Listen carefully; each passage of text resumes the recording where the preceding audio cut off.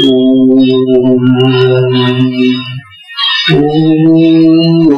भगवते वासुदेवाय। भगवते वासुदेवाय। नमो भगवते वासुदेवाय।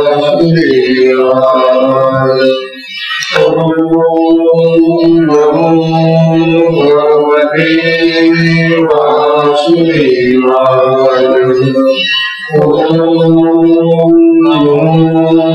भगवते वासुदेवाय। श्री सद्गुरुनाथ की अवधूत चिंतन श्री गुरुदेव दत्त। परम पूज्य श्री सद्गुरु संत ज्ञानेश्वर महाराज की जय।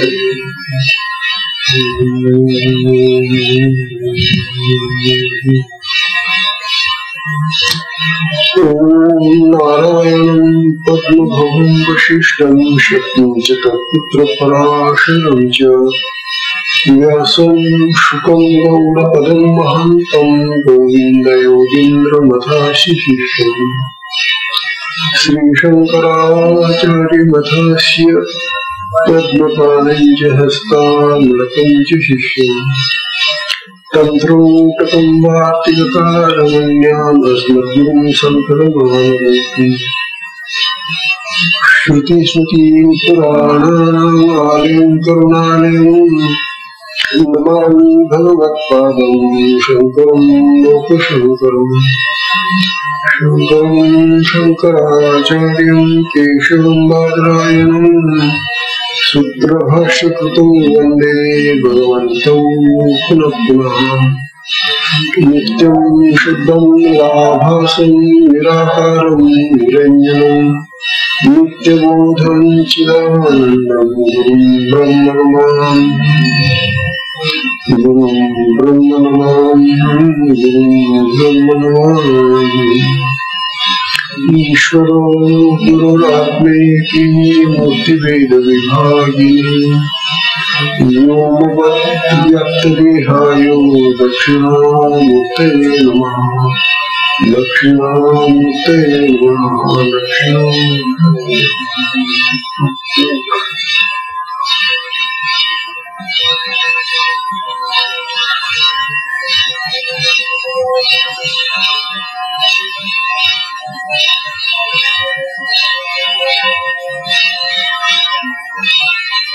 श्री सद्गुरुनाथ महाराज की जय। अवधूत चिंतन श्री गुरुदेव परम पूज्य श्री सद्गुरु संत ज्ञानेश्वर महाराज की जय। परम पूजनीय श्री सद्गुरु संत ज्ञानेश्वर महाराज साधकांचे मायबाप बालयोगी आणि भगवान विष्णूचे अवतार असलेले ज्ञानोबा यांचा श्री अमृतानुभव तथा अनुभवामृत नावाचा ग्रंथ आपण पाहतो। या ग्रंथाचं हे 6वं प्रकरण शब्दखंडनाचं सुरू आहे। विषय चाललेला आहे अविद्या, अज्ञान आणि माया। अविद्या, अज्ञान आणि माया यांचं स्वरूप सांगत होते ज्ञानोबा। ही जी अविद्या आमच्या अंतःकरणामध्ये असते, या अविद्येला शब्द दूर करतो आणि या विद्या आत्म्याच्या जवळ असते, आत्म्याला ती घेऊन टाकते असं आपला समज आहे। ज्यामुळे आपल्याला सांगत होते की आत्म्याच्या ठिकाणी या विद्या नाही, किंबहुना अविद्या नावाची गोष्टच नाहीये. कारण ती म्हणावी तर आहे, म्हणावी तर नाही अशा अर्थाची, म्हणून तिला निर्वाच्य असं म्हटलं गेलेले. जे 3 प्रकार सांगितले आपल्याला वस्तूंचे, त्यामध्ये सत आत्मा आहे, अनिर्वाच्य अशी माया आहे किंवा अविद्या आहे, आणि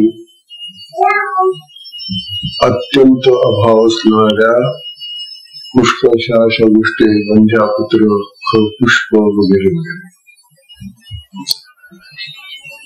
त्यानंतर काल आपल्याला ज्ञानोबांनी स्वप्न, जागृती आणि निद्रा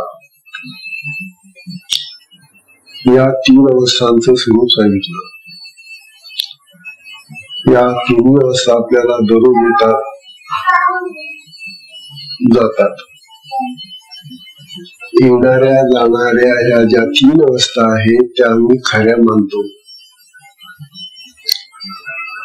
ज्ञानोबा आपल्याला काय सांगत होते की ही जी स्वप्नावस्था आहे झोपेमध्ये येणारी, ही स्वप्नावस्था खरी आहे का? स्वप्न हे त्या वेळेला जेव्हा ते आम्ही पाहत असतो झोपेत, त्यावेळेला ते खरं असतं वाटतं, परंतु जागृतीमध्ये आल्यानंतर मग ते स्वप्न मिथ्या होतं, खोटं होतं. जर स्वप्न जागृतीत आल्यानंतर जागृतीसारखं दिसणार जे स्वप्न आहे ते जर खोटं होतं, मग ही जी जागृती आहे, जी जागृती आलेली आहे, ज्या जागृतीमध्ये तशाच प्रकारची चित्र, तशाच प्रकारचं आपल्याला जग दिसतं. जे जग आम्हाला स्वप्नात दिसतं, तशाच प्रकारचं जग आता आपल्याला जागृतीमध्ये दिसून राहिलेलं आहे. आणि जागृती ही सुद्धा येणारी जाणारी अवस्था आहे, तेव्हा ही मिथ्या आहे असं ज्ञानोबांनी काल आपल्याला सांगितलं. पण यावर कोणी आता विश्वासच ठेवू शकत नाही, कारण जागृती ही आमची इतकी पक्की झालेली अवस्था आहे की तिला आम्ही मिथ्या खोटी म्हणू शकत नाही.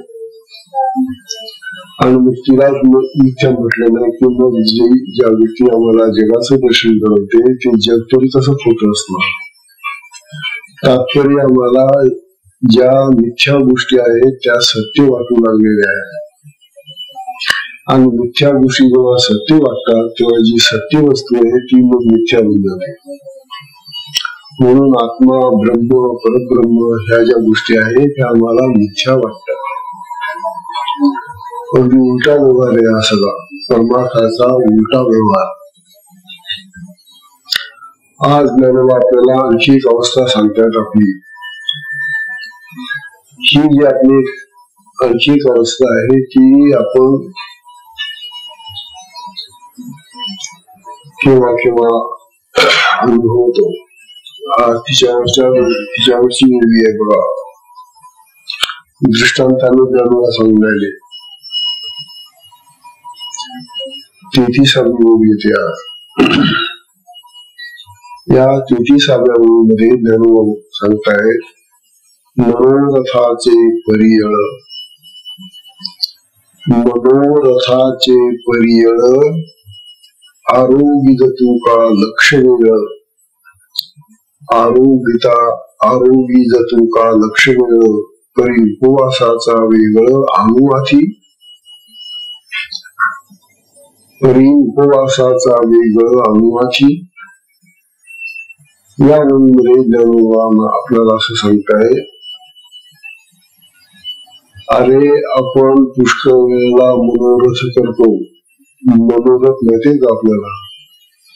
मनोरथ हे रथ माहिती आहे आपल्याला, जे देवाचे रथ मोजतो आपण, ते रथ तर आम्ही पाहिलेले, पण आम्ही मनाला एक रथ समजतो आणि त्या रथावर बसून आम्ही हिंडतो.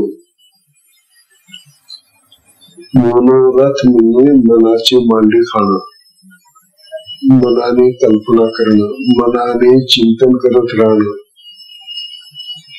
असं मनाचं चिंतन आपलं पुष्कळ वेळा चालतं, जे प्रत्यक्षात आपलं घडत नाही, प्रत्यक्षात आपल्याला भोगायला मिळत नाही, प्रत्यक्षात आपल्याला पाहायला मिळत नाही. अशा जगातल्या ज्या गोष्टी असतात त्या आपण मनानं भोगतो, मनाने कल्पना करत राहतो. त्याला मनोरथ म्हणतात. मनोरथ सगळेच लोक करतात, पण ज्या गोष्टी आपल्याला प्राप्त होणं शक्य नाही त्या आपण मनाने प्राप्त करून अनुभवतो. परंतु मनोरथामध्ये असताना आपण स्वप्न हे झोपेत येत आणि मनोरथ हे जागृतीचं काम. जाग असताना आपण मनोरथ करतो. बघा, मनोरथ करणं म्हणजे काय? सगळ्यांना माहिती मनोरथ कसं असतो ते. आपण अशी काही कल्पना करतो की उद्या इतका पैसा मिळेल, मग त्या पैशाचं आपण हे घेऊ, मग ते घेतल्यानंतर ते घेऊ, आणि असं करून तसं करून मग जे सुरू होतं मनोरथ, आणि मग कुठेतरी हे संपून जातं. आता हा जो वेळ गेला मनोरथ करण्यामध्ये, हा आयुष्याचा व्यर्थ वेळ गेला. मनोरथ हे केवळ काल्पनिक आहे. कल्पना करत राहायचं मनाने, बस तर्क करत राहायचे, विचार करत राहायचं, चिंतन करत राहायचं. असं हे जे मनोरथ आम्ही करत बसतो जागृतीमध्ये, तेव्हा हा जागृतीतला मनोरथाचा काळ स्वप्नासारखा, म्हणून याला जागृतीतलं स्वप्न म्हणतात. झोपेतलं स्वप्न त्यावेळेला झोप असते आपल्याला, तेव्हा त्या झोपेमध्ये जो वेळ जातो ते त्या स्वप्नाबरोबर तो झोपही जाते आणि तो वेळही जातो. म्हणजे स्वप्नाला कमीत कमी वेगळा वेळ देत नाही आम्ही. स्वप्नाला वेगळा वेळ देत नाही. झोप जी असते, झोपेचा जो वेळ आहे ना, त्याच्यामध्ये स्वप्न येऊन जात, आणि म्हणून झोपेचा जो वेळ आहे ना तो खर्च होतो आमच्या आयुष्यातला. परंतु स्वप्नासाठी स्वतंत्र वेळ खर्च होत नाही. पण जागृतीमध्ये हे जे मनोरथ करतो आम्ही, या मनोरथासाठी स्वतंत्र वेळ द्यावा लागतो. म्हणजे जागृतीमध्ये इतर कामं सोडून तो मनुष्य हे जागृतीमधला मनोरथ मनाचे मांडे खात बसतो. धर्म म्हणतात एवढा आयुष्याचा आम्ही नाश करतो. या मनोरथापासून तर फायदा तर काहीच नाही, याच्यामधून तर निर्माण तर काहीच होत नाही. मनोरथ करतो आम्ही, चिंता करत असतो काही ना काहीतरी, पण त्यामधून निर्माण काही होत नाही. असं हे जे मनोरथ आहे, हे मनोरथ आयुष्याच आमचं नुकसान करणार आहे. आणि या मनोरथाचं काय सांगतात आता, ते म्हटलं तर आहे, म्हटलं तर नाही. प्रत्यक्ष आम्ही करतो ते मनोरथ, म्हणजे आहे, आणि त्याच्यातून काय फायदा होतो का? काही नाही. म्हणजे आहे नाही म्हणून ते अनिर्वाच्य ठरवलेलं आहे. ज्ञानव्या सांगणारे मनोरथाचे पर्याय, मनोरथाचं पर्याय म्हणजे खाऊ किंवा मांडे, किंवा काय म्हणतात मनोरथ. मांडे म्हणजे पोळ्या ना, पोळ्या वगैरे. समजा असे कल्पना करा, किंवा आता परवा आखाजी येऊन राहिली, आणि आखाजीच्या दिवशी आता आपल्याला काय करायचंय, पोळ्या करायच्या आहेत पुरणाच्या, अमुक करायचंय, अमुक पोळ्याला बसवायचंय पितर, आणि त्याला खाऊ घालायचंय, नसून तसून चाललं मनोरथ आपलं. प्रत्यक्षात काहीच नाही. हे मनोरथाचे जे मांडे आहेत, म्हणजे खाणं आहे, हे किती वेळ तरी लाख वेळ खात बसलो आपण ते मांडे, तरी पोट भरेल का? मनोरथाने काही निर्माण होत नाही, पोटही भरत नाही खायचं चाललं असलं तर, किंवा कुठल्याही कल्पना करत बसला तुम्ही तर त्या सगळ्या व्यर्थ जातात. म्हणून ज्ञानोबा सांगून राहिले, मनोरथाचे परिवर आरोग्यच तुका लक्ष वेळ. लाख वेळा जरी ते तुम्ही मनोरथाचा तो खाऊ आहे तो खात बसला तरी उपवासाचा वेगळा अनुवाठी, परंतु उपवासाशिवाय तुम्हाला दुसरं काहीच मिळणार नाही. उपवास जरी तुम्हाला मनोरथामध्ये तर काही भरणार नाही. आणि मनोरथ करता खाण्याचं मनोरथ, खाण्याची गोष्ट चाललेली आहे, पोट तर काही भरत नाही, उपवास घडतो. असा हा मनोरथामुळे आपल्या जीवनामध्ये फार वेळेचा नाश होतो. मनोरथ आणि यांची स्वप्न यांची तुलना करतात ज्ञानोबा. मनोरथ ही अनिर्वचनीय आहे, स्वप्न ही अनिर्वचनीय आहे. स्वप्न अनिर्वचनीय का, तर ज्या वेळेला ते आम्ही पाहत असतो त्यावेळेला ते खरं वाटत असतं, आणि जेव्हा जागृतीत येतो आम्ही ते स्वप्न फुटून जातो. म्हणजे आहे नाही म्हणून ते अनिर्वचनीय आहे. दोन्ही गोष्टी अशा आहेत. स्वप्न दुसऱ्याला दाखवता येतं का, आपल्याला स्वप्न पडलेले आहे. आम्ही जेव्हा स्वप्न पाहतो तेव्हा समजा त्या खोलीमध्ये आणखी कोणी लोक झोपलेले असले तर त्यांना आपण दाखवू नाही शकत. आपण पाहत असलेलं स्वप्न दुसऱ्याला दाखवता येत नाही, ज्याचं त्याला पाहावं लागतं. ते अगदी मनोरथाचंही तसंच आहे. मनोरथ आम्ही जेव्हा करतो, जेव्हा मनाचे मांडे खातो त्यावेळेला ते दुसऱ्याला खाऊ घालू शकत नाही, ते दुसऱ्याला दाखवू शकत नाही. ते मनोरथ ज्याचं त्याचं तोच करत असतो मनोरथ. तेव्हा ह्याला कल्पनात आले असा मनाच्या, त्या मनाच्या कल्पना फक्त त्याच्या पुरत्याच असतात, त्या इतरांना तो दाखवू शकत नाही त्यावेळेला. म्हणजे स्वप्न आणि मनोरथ दोन्ही असे आहेत की ते दुसऱ्यांना दाखवता न येणाऱ्या गोष्टी. आणखी ज्ञानोबा सांगतात, मनोरथाने पोट भरत नाही, स्वप्नाने पोट भरत नाही. स्वप्नामध्ये किती खा तुम्ही,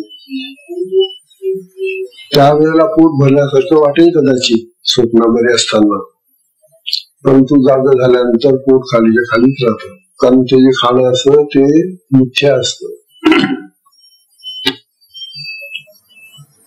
तेव्हा मनोरथ हे मिथ्या आहे, खोट आहे, आणि या खोट्यामध्ये आम्ही खूप वेळ घालवतो.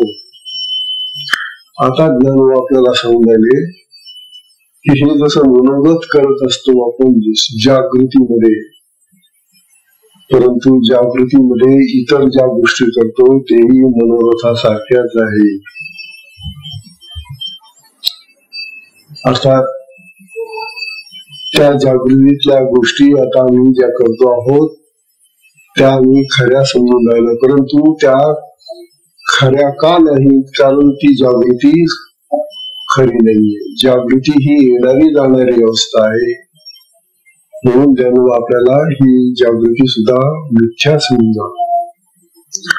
अशा प्रकारे या तिन्ही अवस्था मिथ्या झाल्यानंतर खरी जी अखंड राहणारी अवस्था आहे ती तुर्य अवस्था आहे, आणि तुर्येच्या पलीकडे एक तुर्यातीत अवस्था आहे, तिचा आत्मा राहतो. तुर्य अवस्था आणि तुर्यातीत अवस्था अशा पुन्हा दोन आहे. तुर्या अवस्था आपल्याला अखंड राहते, ती आत्मस्वरूपाच्या अगदी जवळची अवस्था आहे. म्हणून ही जी अवस्था आहे ती आपल्यासारखीच अखंड राहणारी अवस्था आहे, आणि ती खरी अवस्था आहे आपली. परंतु दुर्दैवाने आपल्याला तुर्येचा कधी अनुभव येत नाही. एक तर आपण झोपेत असतो, नाही तर स्वप्नात असतो, नाही तर जागृतीत असतो, नाही तर मनोराज्यात असतो. आणि या चारही अवस्थांमध्ये जाणारा वेळ हा निरर्थक जातो आयुष्यातला.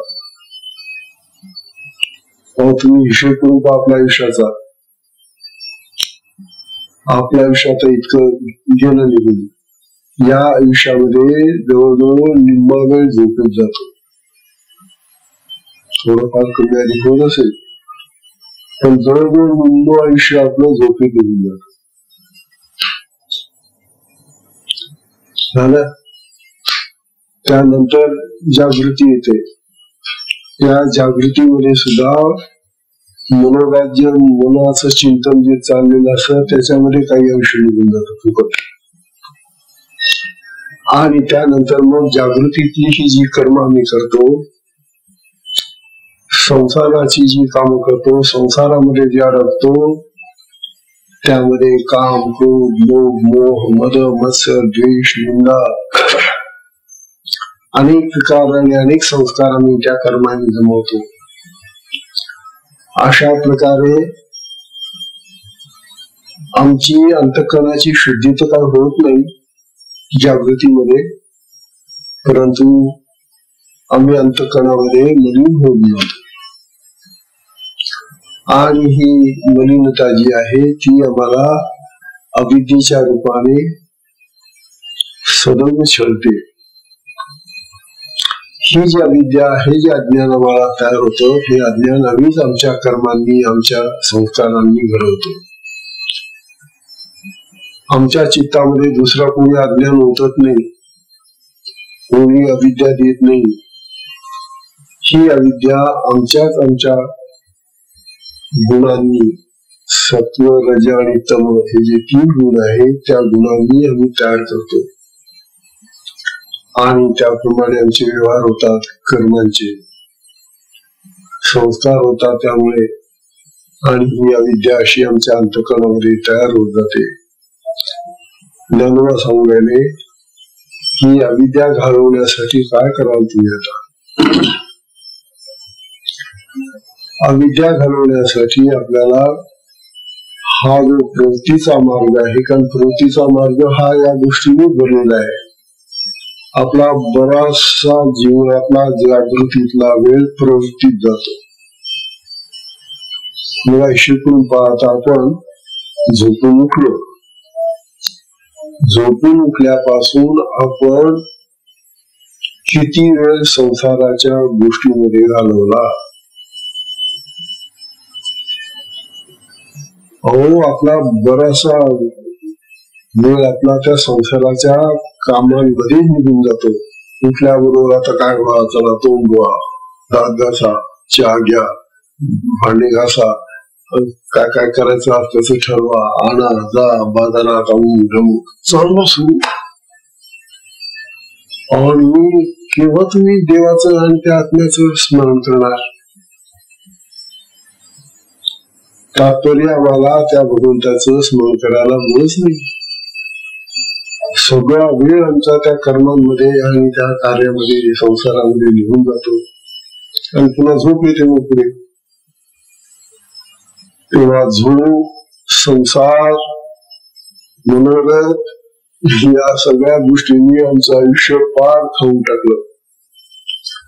आणि काय जे थोडस मुलं असेल देवासाठी देतो, आणि मग ते इतकस देवासाठी देतो आयुष्य थोडस, आणि देवाकडून इतकं मागतो पुन्हा, देवा मला असं सुख दे रे, देवा माझी चिंता दूर कर रे, देवा मला हे लाभ दे रे, देवा माझे एवढे फायदे होऊ दे रे. तिथे देवाण देवाण सुरू झाली, तिथे व्यवहार सुरू झाला देवाशी. तो बाजार सुरू होऊन जातो. देव जणू काय कोणी दुकानदार आहे आणि आपण गिराईक आहोत, आणि त्या देवाजवळ नारळ फोडायचं आणि त्या नारळाच्या बदली पुष्प मागायचं. अशा प्रकारे कधीही परमार्थ आपला चांगला होत नाही. ज्ञानोबा सांगायले, अशा तऱ्हेने परमार्थ केल्यास आपलं सगळं आयुष्य व्यर्थ गेलं. मनुष्य देहात येऊन आम्ही काय कमावलं? जो आत्मराज या देहामध्ये कायम आहे, त्या आत्म्याचं दर्शन तर नाही, त्याचं ज्ञान नाही, त्याचं स्वरूप कळलं नाही, त्याचं सुख प्राप्त केलं नाही, काहीच केलं नाही. आणि सगळा काळ आम्ही व्यर्थ घालवला. देवाने इतकं आयुष्य दिल्यानंतर त्या आयुष्याचा चांगला उपयोग केला नाही. म्हणून मनोरथ करू नका. मनोरथाने पोट भरत नाही. मनोरथाने काही उपयोग नाही. जसं स्वप्नाचा काही उपयोग नाही, झोपेचा जसा काही उपयोग नाही, तसा या जागृतीचा, जर या कर्मामध्ये ती जागृती सगळी खर्च होऊन गेली तर जागृतीचाही काही उपयोग नाही. म्हणून त्यामुळे आपल्याला या ठिकाणी सांगण्याने की या मनोरथाचे पर्यड आरोग्याचा लक्षण. लाख वेळा जरी मनाचे मांडे खात बसले तरी उपाशीच राहावं लागेल, फूल भरणार नाही. तात्पर्य मनाच्या कल्पना करू नका.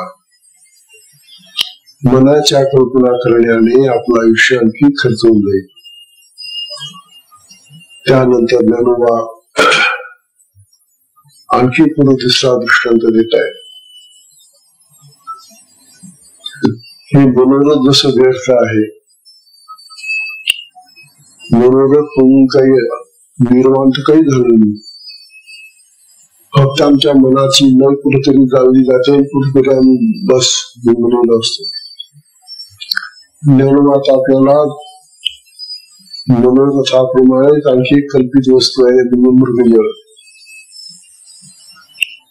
मृगजळ म्हणजे काय? खोटं पाणी दिसतं पाण्यासारखं, परंतु पाणी नसतं तिथं. मृगजळ जे इथं निमंडळ ते इथं असे पाप कोरडे. मग तुम्ही मृगजळ आपल्याला जे जिथं आहे असं वाटतं, तिथं जर जाऊन पाहिलं आपण, जिथं ते पाणी आहे असं वाटतं, परंतु तिथं पाणी नाही आणि तिथं कोरडी जागा असते. तिथं पाणी थोडंच आहे. मृगजळ म्हणजे पाणी नव्हे, कल्पित पाणी, कल्पनेनं दिसणारं भासणारं पाणी. दृष्टीभ्रम येतो. तेव्हा त्या दृष्टीभ्रमाने आपल्याला जे दिसतं ते खोटं आहे असं त्यांना आपल्याला सांगायला. तेव्हा मृगजळ हे जसं खोटं आहे, कल्पित आहे, तसं मनोरथही सुद्धा कल्पितच आहे. मृगजळासारखंच आहे. या तीन गोष्टी कल्पित झाल्या बघा. स्वप्न कल्पित आहे, जागृतीतलं मनोरथ कल्पित आहे, आणि दिसणार हे मृगजळ जे आहे ते कल्पित आहे. आता मृगजळ कल्पित आहे असं जेव्हा ज्ञानोबा आम्हाला सांगतात, तेव्हा आम्ही दररोज मृगजळ पाहतो का? त्या हरणांना बिचारा, मृग म्हणजे हरिण, हरणांना ते उन्हाळ्यात दिसतं, पण आम्हाला दररोज दिसतं कुठं? आम्हाला मृगजळ दररोज पाहायला मिळतं. हे जग, हे जगत, हा संसार, हा प्रपंच हे मृगजळ आहे. हे ज्ञानोबा सांगतात. मृगजळ जसं त्या मृगांना खोटं आहे, ते धावत गेले तिथं, तसं हे जगाचं जे स्वरूप आहे हे कल्पित आहे. खरं हे जे जगत आहे हे ब्रह्ममय आहे. त्या ब्रह्माचं स्वरूप ते ब्रह्म जाणार. ब्रह्मावर निर्माण झालेलं हे जे आकार वेगळ्या प्रकारचे निर्माण झालेले ते ब्रह्मामध्ये झालेले, आणि ब्रह्मामध्ये झालेले आकार वगैरे जे आहे ते कल्पित आहे. आता अशी कल्पना करा ना तुम्ही, आज जी पिढी, जी माणसं आज तुम्हाला या 100 वर्षामध्ये पाहायला मिळून राहिली आपल्या आयुष्यामध्ये, मागच्या शतकामध्ये हीच माणसं होती का? त्याच्या मागच्या शतकात चला, 200 वर्षापूर्वी अंमळनेरमध्ये किंवा या आपल्या गल्लीमध्ये जी पूर्व माणसं होती 200 वर्षापूर्वी, ती आज आहेत का? कुठे गेली मग ती? मृदू होत ते, दिसत होते ते, पण नाही, संपलं. तात्पर्य आपलं हे सगळं जीवन जे आहे जगातलं हे मृगजळवत आहे. हे एखाद्या मनोरथासारखं आहे किंवा हे एक प्रकारचं स्वप्न आहे. मृगराच्या या स्वप्नाच्या या मनोरथाच्या मागे लागायचं नाही. मग काय करायचं, आत्म्याकडे चला, परमार्थाचा रस्ता राहा आणि परमार्थाने त्या आत्म्याला जाणार. तो खरा आहे. त्या आत्म्याचं दर्शन घ्या, त्या आत्म्याचं सुख घ्या, त्या आत्म्याची शक्ती घ्या, त्या आत्म्यामध्ये सगळं भरलेले हे घ्या, असं ज्ञानोबा आपल्याला वारंवार सांगून द्यावे. तेव्हा मृगजळाचा हा जो दृष्टांत ज्ञानोबा देत आहे तो त्या अविद्येसारखाच आहे. मृगजळ, अविद्या, मनोरथ, स्वप्न या सगळ्या गोष्टी अनिर्वाच्य आहेत, म्हणजे असून नसल्यासारख्या. किंवा आणखी दुसरं उदाहरण देतात ज्ञानोबा अविद्येचं.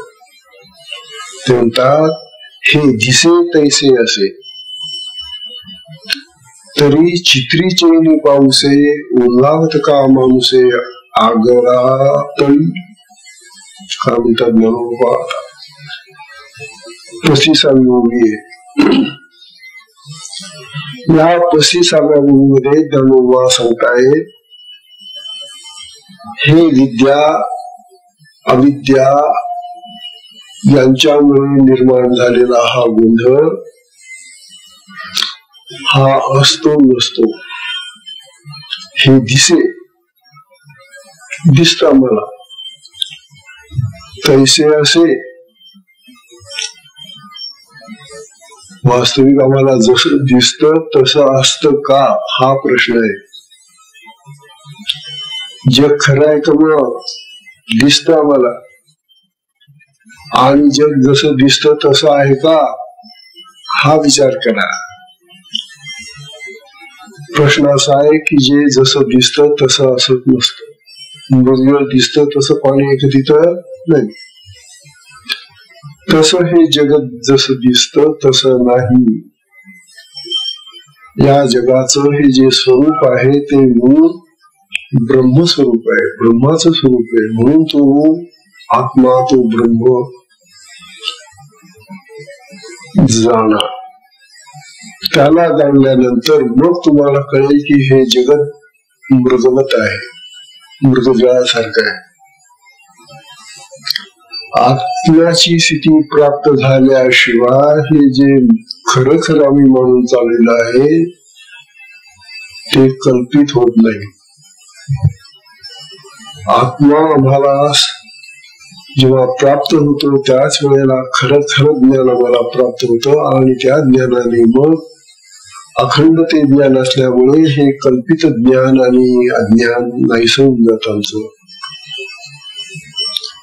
ज्ञानोबा आपल्याला सांगून राहिले हे जग जर तुम्हाला खरं वाटत असेल तर मग एक चित्र काढलेलं एका चित्रकाराने तेव्हा फोटो घेतला आणि त्या फोटोमध्ये पाऊस पडून राहिला.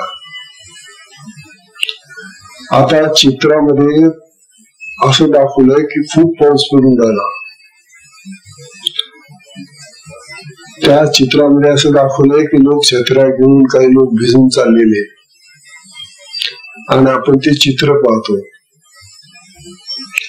मग त्या चित्रातल्या पावसाने आपण भिजतो का नाही का? आपल्याला माहिती ते चित्र आहे, फोटो आहे, ते काही खरं नाही. तेव्हा चित्रातल्या पावसाने आम्ही कधी भिजत नाही, ओले होत नाही.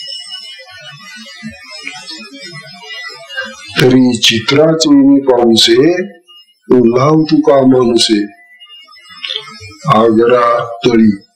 आणि त्या चित्रातल्या पाण्याने सागर, तळी, नद्या भरतात का नाही? कारण तो पाऊस खोटा आहे ना. ते चित्र जे दाखवते पावसाचं ते पाऊस पडणं जे दाखवलेलं आहे ते काय खरं पावसाचं चित्र नव्हे. म्हणून त्या पावसाने तळी भरणार नाही, डबके भरणार नाही, नदीला पाणी येणार नाही, आपण ओले होणार नाही, काही उपयोग नाही त्या पाण्याचा. म्हणतात अविद्या ही अशीच आहे. अविद्या ही त्या चित्रातल्या पावसाप्रमाणे दिसते, परंतु असत नाही. जे दिसत आणि असत नाही ते मिथ्या. असं ज्ञान आपल्याला वारंवार सांगून राहिले. किंवा दुसरा तर चांगला दृष्टांत आता ज्ञान आपल्याला दिलेले. ज्ञान म्हणतात 36वी ओवी, कालवनी अंधारे लिहो येती अक्षरे, तरी मसीचिया ओर बारे का शिणावे. का म्हणतात ज्ञानोबा? कालवनी अंधारे लिहो येती अक्षरे, तरी मसीचिया ओर बारे का शिणावे. हे बा, आपल्याला आता लेखन करायचंय. पूर्वी काय होतं, शाई घरी बनवावी लागत असे. आता शाई आपल्याला बाजारात मिळते, पेन मध्ये आहे, ती भरून मिळते. त्यामुळे आपण शाईच्या बाटल्या पण घेत नाही. आता शाई भरलेलीच पेन मिळतात आपल्याला. परंतु काही याच्या पूर्वीच आणखी 15-20 वर्षापूर्वी बाटल्या मिळायच्या आपल्याला शाई घेऊन जावायला. ते शाई बनवणारे ते काही उद्योगपती होते, ते शाई बनवायचे.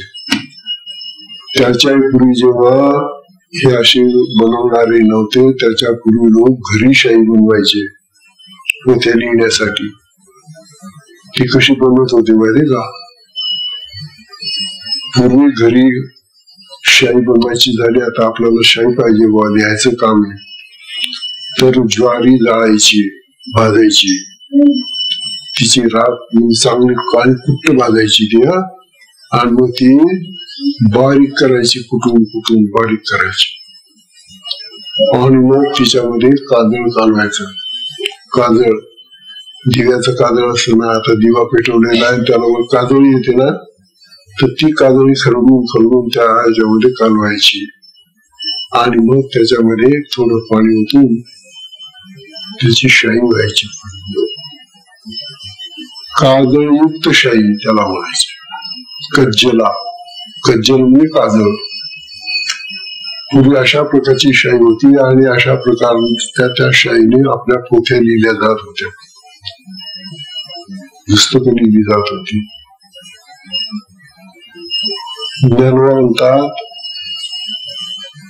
आता आपल्याला समजा लिहायचं काम आहे, आणि आपल्या दोघे शाई नाहीये, आपल्या पेन मध्ये शाई नाहीये. मग बाहेर खूप अंधार पडलेला आहे. मग या अंधाराला काढून शाई करता येईल का आपल्याला? काळाच आहे ना तो. मग अंधाराची शाई करा ना. अंधाराची शाई नाही करतात, कारण अंधार नावाची वस्तूच नाहीये ना. अंधार दिसतो पण असत नाही. जसं तो मृग दिसत पण असत नाही, त्याप्रमाणे हा जो अंधार आहे, त्या अंधाराची शाई नाही करता येणार तुम्हाला. म्हणून ज्ञानोबा म्हणतात कालवनी अंधारे, अंधार कालवला तुम्ही. लिहो इति अक्षरे, त्याच्याने अक्षर लिहिता येतील तर तुम्हाला. अंधार काढून केलेली शाई जी आहे तिच्याने कधी लिहिता येईल नाही. तरी मसीचिया ओर वारे का शिणावे. आणि जर असं लिहिता आलं असतं तर ती मशी म्हणजे ती जी काजळाची शाई आम्ही पूर्वी करत होतो, तिचा एवढा प्राणायाम, एवढा द्राविडी प्राणायाम किंवा एवढी खटपट कशाला करायला पाहिजे होती. मग जर अंधाराची शाई करता आली असली तर मग कशाला ती ज्वारी जाळा, आणि ते काजळ काढा, आणि ते बनवा, आणि ते कालवा, हा खटपट कशाला करावा लागला असता. तात्पर्य हा जो अंधार आहे, हा अंधारही कल्पित आहे त्या विद्याच्या प्रमाणे. आता कल्पित पदार्थ पहा किती झाले. एक तर स्वप्न झालं, मनोरथ झाले, त्यानंतर मृगजळ झालं, त्यानंतर आता हा अंधार आला. हे सगळे जे पदार्थ आहेत किंवा जे दिसतात ते आहेत असं वाटतं, परंतु असत नाही, वस्तू स्वरूपात काही सापडत नाही. मनोरथ आहे आपले, मनोरथही तसेच आहे. मनोरथ करतो आम्ही, चिंता चाललेली आहे मनावर, पण काही नाही, हातामध्ये काहीच लागत नाही. तात्पर्य ह्या ज्या एवढ्या कल्पित वस्तू आम्ही निर्माण केलेल्या आहेत की याच्यामध्ये आम्ही बुडून जातो, डुबून जातो कल्पित वस्तूंचा विचार करता करता करता. ही खरी अविद्या निर्माण होते. आणि ही अविद्या निर्माण झाली की ती अविद्या आम्हाला आत्म्याची आठवणच येऊ देत नाही. अरे आमच्या देहामध्ये असलेला आत्मराज अखंड काम करून राहिलेला आहे, या देहाला चालवतो आहे, देहाची सगळी कर्म करतो तो. त्या आत्म्याला तुम्ही विसरून जातात आणि ह्या कल्पित अशा खोट्या गोष्टींच्या नादी लागून सगळा जीवनातला काळ आम्ही व्यर्थ खर्च करून टाकतो. तेव्हा दृष्टांत देत असताना ज्ञानोबांनी ह्या ज्या गोष्टी सांगितल्या आपल्याला त्या फार महत्वाच्या. आणखी एक दृष्टांत देतात पहा ज्ञानोबा. ज्ञानोबा पुढचा दृष्टांत असा देत आहे पहा. आकाश काय निळे, हे आकाश आपल्याला निळं निळं दिसले काही, न देखतू हे डोळे, काय आपल्या डोळ्यांना हे आकाश निळं नाही का दिसत? म्हणे हो दिसत, सगळ्यांना दिसत. आकाश कसं आहे? निळं. तेही अविद्येचे टवाळे जाणून घे. वास्तविक आकाश निळं आहे असं मी पाहतो खरी, परंतु कोणी त्याला निळा रंग दिलाय का कुठे? जाऊन पाहणं. मग आता तर यंत्र निघाली मोठमोठी नाही का, आज अशा प्रकारची उंच जाणारी निळ्या प्रकारच्या ग्रहांवर जाणारी यंत्र निघाली. मग ते कितीतरी वर असतात ते ग्रह, आकाशातूनच जातात ना ते सगळे. मग आकाशात खूप उंच गेलो, खूप उंच गेलो, खूप उंच गेलो आपण, कुठे दिसेल का निळा रंग सापडेल आपल्याला? मग आपले कपडे निळे व्हायला पाहिजे ना. निळा रंग आकाशाचा जो आहे तो कल्पित आहे, भासतो तो फक्त, पण त्याला कुणाचा निळा रंग दिलेला नाही. जसा या भिंतीला पांढरा रंग दिलेला आहे आणि हातालाही लागतो तो काही वेळेला आपण जर हात घासला त्याच्यावर. तसा आकाशावर जर आपण किती उंच गेलो तिथं त्या आकाशाला आपण असं केलं तरी हाताला निळा रंग लागणार नाही, कपड्याला निळा रंग लागणार नाही. मग हे असं निळं का बरं दिसतं आम्हाला?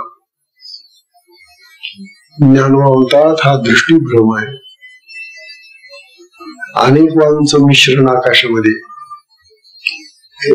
जेवढे वायू होतात ना हे निर्माण नाही का, अनेक प्रकारचे वायू येते.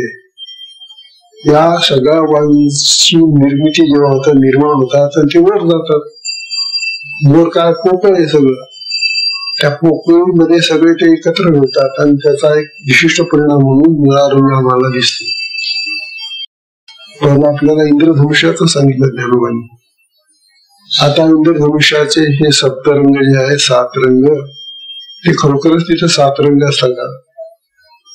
तोही दृष्टीभ्रम आहे. तात्पर्य अशा प्रकारचे हे जे दृष्टीभ्रम आहेत, वाटतं ते खरं, दिसतं पण असत नाही. दिसणं आणि असणं याच्यामध्येच फरक पडतो.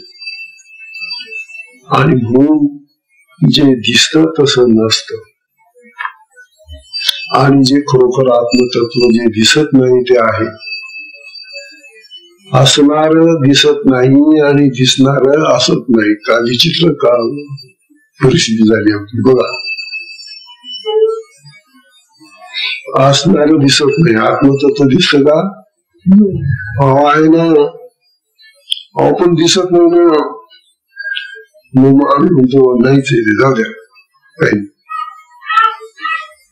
आणि जे दिसून राहिलं ना ते आहे म्हणतो. मग आहे तर मग पकडा त्याला. म्हणून जे दिसत ते असत नाही आणि जे असतं ते दिसत नाही. यामुळे आम्ही फार फार फार फार भ्रमित झालो. चित्तामध्ये भ्रम निर्माण झाले आमच्या, आणि ही भ्रम निर्माण करणारी अविद्या आहे. बरं, हिला अविद्या म्हणतात. ज्याच्यामुळे आमच्या डोक्यामध्ये भ्रम निर्माण होतो, भ्रांती निर्माण होते, ती अविद्या. अशा प्रकारे ही अविद्या आम्हीच निर्माण करतो आणि ती अविद्या दूर करण्याचा प्रयत्न करतो आम्ही. परंतु करणार कशी? ती मुळातच नाहीये. अविद्या निर्माण केली म्हणजे आम्ही काही कारखाना काढला होतो का अविद्या तयार करायचा? कुठेतरी कसा तयार केली तुम्ही ही अविद्या? तेव्हा अविद्या ही आमच्या भ्रमातून तयार होते. दृष्टीचे भ्रम असतात, इंद्रदृश्य, मृगजल, हे दृष्टीचे भ्रम आहे. हे जगत, हा संसार, तो चित्रातला पाऊस वगैरे वगैरे, हे जे भ्रम आहेत हे आमच्या कर्मातून निर्माण झालेले भ्रम आहे. अनेक पद्धतीने आम्ही भ्रम निर्माण करतो आणि आम्हाला असं वाटतं की ते खरं आहे. तेव्हा भ्रममुक्त आमचं जे मन, ते मन असं भ्रमिष्ट झालं की मग अविद्या तयार होते आणि अविद्येमध्ये आम्ही आमचं सगळं जीवन व्यर्थ खर्च करून टाकतो. आणि मग त्या अविद्येमुळे आम्हाला आत्म्याची आठवणच येत नाही, असं ज्ञानोबा आपल्याला सांगून राहिले. आता ती अविद्या तुमच्याशी बोलते बघा. ज्ञानोबा म्हणतात, त्या अविद्येला तुम्ही खरं म्हणताय, ती अविद्या आहे का? नाही. ती अविद्या तुम्हाला सांगते. पाहता ज्ञानोबा 38वी ओळी सांगतात, अविद्या येणे नावे मी विद्यमानची नव्हे. मग ती अविद्या म्हणते, अहो मला काय तुम्ही अविद्या अविद्या, मीच मी नाहीच आहे मुळे. अविद्या येणे नावे मी विद्यमानची नव्हे. विद्यमान असणं म्हणजे प्रत्यक्ष असणं. मला तुम्ही जी अविद्या म्हणतात ना, मी स्वतः सांगते तुम्हाला की मी नाहीये, विद्यमान नाहीये. म्हणजे मी जिवंत नाहीये, मी हजर नाहीये, मी अस्तित्वात नाहीये, मी विद्यमान नाहीये, माझं अस्तित्व नाहीये. म्हणून मला अविद्या म्हणतात. न विद्यते इति अविद्या. जी असत नाही तिला अविद्या म्हणतात. असं ती अविद्या खूप स्वतः सांगून राहिली की अरे मी नाहीये, मग तुम्ही मला अविद्या अविद्या म्हणून का खरं मानता? अशी ती अविद्या स्वतः सांगते. ज्ञानोबा सांगून राहिली बरं का. अविद्या येणे नावे मी विद्यमानची नव्हे. मी विद्यमान नाहीये. विद्यमान म्हणजे का? जिवंत असणं, अस्तित्व असणं. माझं अस्तित्वच नाहीये, मी असतच नाही. मी मला विद्या विद्या तुम्ही म्हणता कशाला, खरं कशाला म्हणता मला? मी खरं नाहीये. हे अविद्या स्वभावे सांगत असेल. ती अविद्या स्वतः सांगून राहिली आपल्याला बघा.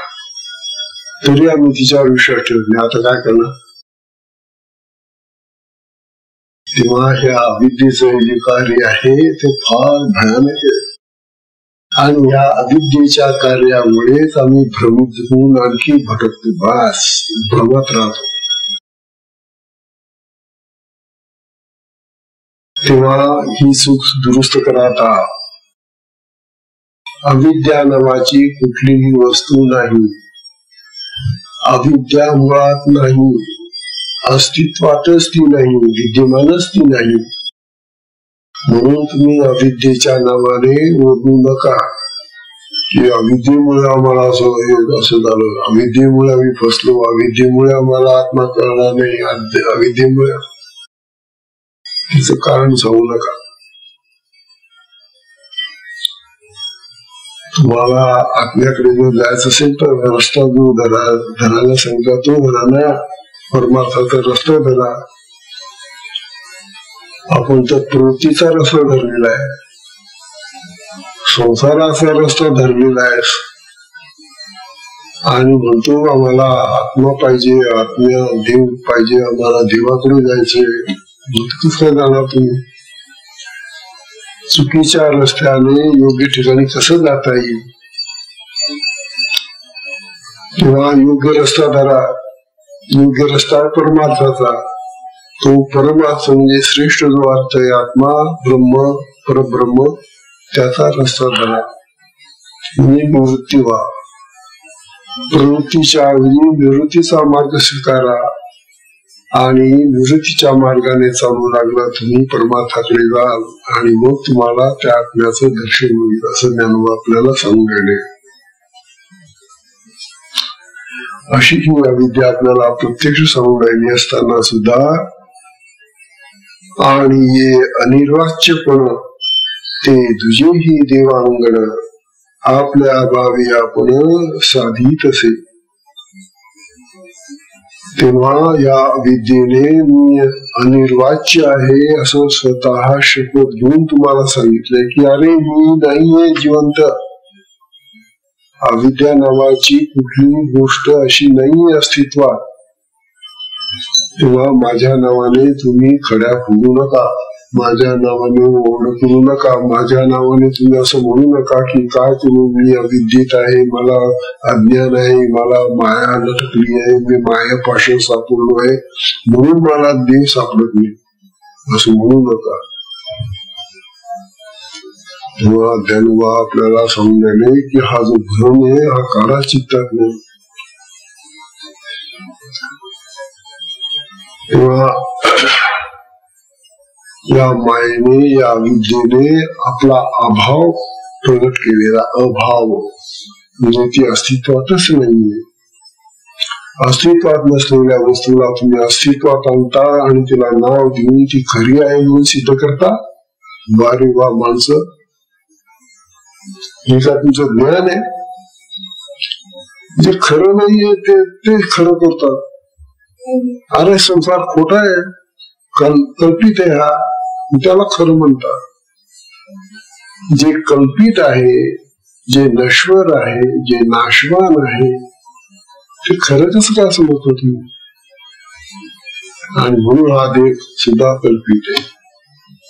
अरे बापरे, वा आता तर बदलत जातो. देहाला कल्पित म्हटलं तर मग आम्ही कसं काय करावं आता? अरे त्याला कल्पित समजून काम करायला नको म्हणतोय, त्याला खरं समजून का बरं काम करता तुम्ही? खरा आत्मा नाही देहामध्ये, मग त्याला ओळखणार, त्याला खरं समजून काम करायला. कशाला देहाच्या वर विश्वास ठेवून असं करतात? देहाला खरंच नसतं, देव खरा आहे माझा. हीच तर अविद्या आहे. जे खरं नाही त्याला खरं म्हणायचं आणि जे खरं आहे त्याला खोटं म्हणायचं. अशा प्रकारे ज्ञानोबा आपल्याला खूप छान पद्धतीने आपल्याला परमार्थाचा रस्ता दाखवण्यासाठी, त्या आत्म्याकडे जाण्यासाठी खरं मार्गदर्शन करून राहिलेले. काय खोटं आहे आणि काय खरं आहे हे कळण्यासाठी हे ज्या खोट्या वस्तू आहेत त्या खऱ्या मानू नका. शिक्षार्थींना आपल्या आज 39 वेळा झाल्या, उद्याला 40वी मूवी येते. उद्या आपण 40वी मूवी पाहू. हा सुंदर विषय चाललेला आहे, हा अध्यात्माचा विषय, हा सर्वसामान्य माणसाचा विषय नाही. इतर जी प्रवचन, इतर जी व्याख्यान, इतर जे काय चालतं ना, तिथं वरवरचं चालतं ते सामान्य असतं. ज्ञानोबांचं हे जे प्रवचन आहे हे अमृताचा अनुभव देणारं प्रवचन आहे. अमृताचा अनुभव वाटण्याचा अनुभव देणारा प्रवचन असल्यामुळे हे थोडस आपल्याला कठीण वाटणार. हे पचायला मोठं कठीण अन्न आहे. हे डिंकाचे लाडू आहे. बरं, डिंकाचे लाडू सर्वसामान्य ज्याला अपचन होतं त्याला देऊन चालत नाही. बलवान असेल, पचवणारा असेल, व्यायाम करणारा असेल त्यालाच ते पचतात. जसं पोट बिघडलं आहे त्याला हे चालत नाही. म्हणून हे जे अन्न आहे अमृतानुभवाचं, हे अन्न सर्वसामान्य माणसाच्या बुद्धीला आकलन होणारं अन्न नाही. त्यामुळे हे आपले त्याच्यामुळेच आमच्या इथं काय सांगता तुम्ही ज्ञानोबा कसं काय आमच्या मताशी तर फार वेगळं तुम्ही सांगतात, आमच्या विरोधी काय सांगता तुम्ही, अशा अनेक प्रकारचे आरोप येतात. त्याला काय करणार? ज्ञानोबा प्रत्यक्ष तो अनुभव घेऊन बोलताय, आपल्याला तो अनुभव नाहीये म्हणून आम्ही कसं बोलतो. जेव्हा अनुभव घेऊन बोलणाऱ्याचं खरं म्हणायचं तर बिना अनुभव असणाऱ्याचं खरं म्हणायचं, तरी आपणच ठरवा. ज्ञानोबाचं जे बोलणं आहे ते सत्य बोलणं खरं आहे. आणि ते खरं बोलणं जे खरं म्हणून आपण जर त्याप्रमाणे मागलो तर आपल्याला निश्चितपणे त्यांच्यासारखं होता येईल. तेव्हा आपल्याला सगळ्यांना तो आत्मानुभव यावा ही ज्ञानोबांची तळमळ आहे. आणि ती तळमळ साधकांनी पूर्ण करायची, साधकांना ते प्राप्त व्हावं.